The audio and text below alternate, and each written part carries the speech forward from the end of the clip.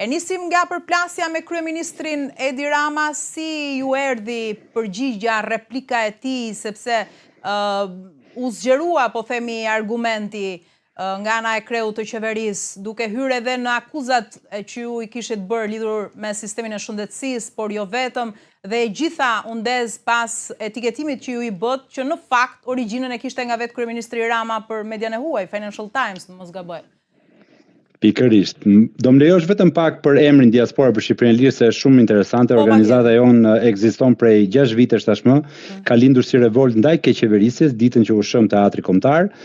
dhe pikërisht Diaspora për Shqipërinë e Lirë vetë emri e thotë që ne nuk jemi të lirë, dhe fakti që njerëzit sot po vërshojnë në rrugë, u bën 31 ditë sot dhe praktikisht e kanë treguar që më në fund e vran frikën, ne ndjejmë një lloj fitore morale që të paktën kemi ndikuar që njerëzit ndihen më të lirë duke ngritur zërin. Tani, kur ngren zërin, kur lufton keqeverisen, kur lufton një të gjithë pushtetshëm siç është Rama sot, patjetër që pret edhe këto përballjet ose përbaltjet e tij, por unë gjykoj që ai ka bërë një autogol shumë madh vetes, jo vetëm ai, po gjithë qeveria dhe ato po them unë delet e tij që e kanë shpërndar, ka arritur deri te zonja Balluku, Taulant Balla, Mazniku, këto ministër i drejtësisë, ministri i mbrojtjes, që është e turpshme. Pse them i ka bërë autogol vetes? E para, sepse unë kur flas në atë videon time, flas si një shqiptar i thjeshtë, flas si një shqiptar që ka pasur një problem shëndetësor dhe aty i ka filluar gjithë aktivizmi ku siç e kam shpjeguar, nuk po e përsëris prap, ka filluar gjithë aktivizmi sepse në atë spital në Vjen ku ne çuam babain ton, na thonin që këtu kurohen gjithë deputetët shqiptar. Ndërkohë që ne kemi një shëndetësi që normalisht duhet të jetë e mirë për çdo qytetar shqiptar, por kur vetë ata që janë ligjvënës, ligjzbatues, nuk shkojnë aty,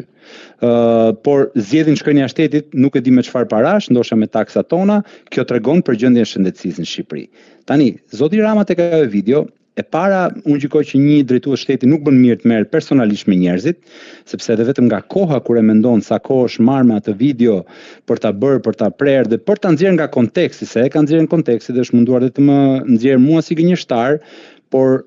unë si Flor një gjë dua të kem parasysh. Nuk duhet ta kthejmë të një ping-pong, sepse Ramës i intereson të fillojë të merret me njerëzit dhe të dalin nga thelbi i protestës. Por që thash pse është e palishme që ajo bën aty. Me çtë drejt kryeministri hulumton dhe cili institucion merr guximin të japë të drejta për një pacient apo ish pacient, rastin konkret të babait tim të ndjer, pa pas ai asnjë lidhje me ne. Ku jetojmë ne këtu? Jetojmë në fashizëm, jetojmë në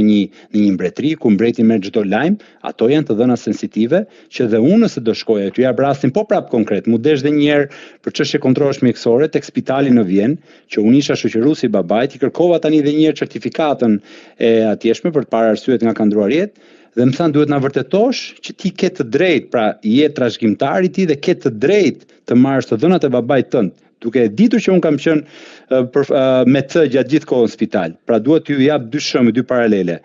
Austria me standardin e Shqipërisë. Te kryeministri thotë kërkova unë dhëna dhe pashë kështu, kështu që kjo është një çështje ligjore që unë do e trajtoj privatisht. Dhe po i njëjta vlen dhe me ata protestues që dalin në shesh dhe Rama i liston ku dëgjon fakte nga policia, ka bërë nga gjendja gjyqësore që normalisht kryeministri nuk ka pse t'i di fare. Ato mund vetëm një prokuror nëse ka një çështje mund t'i kërkojë për ata. Ka disa raste të tilla që është marrë, jo vetëm me ju. Po, patjetër, dhe këtë po them, pra, kjo është palishmëri totale dhe ai i bën autogol vetes me këtë që bën dhe njerëzit nuk duhet ta lënë pas dorë, nuk duhen të intimidohen nga këto sulme, sepse ai ndoshta këtë kujton se bën, që ora i friksoi njerëzit me këto. Pastaj intereson fare. Jemi në drejtën tonë, të paktën flas për veten time, jam në drejtën tonë, s'kam frikë asnjëri, nuk po sulmoj asnjëri personalisht, po sulmoj vetëm nga ana e keqeverisjes dhe ne duam një shtet të së drejtës në Shqipëri, nuk duam një shtet ku sundon njëshi.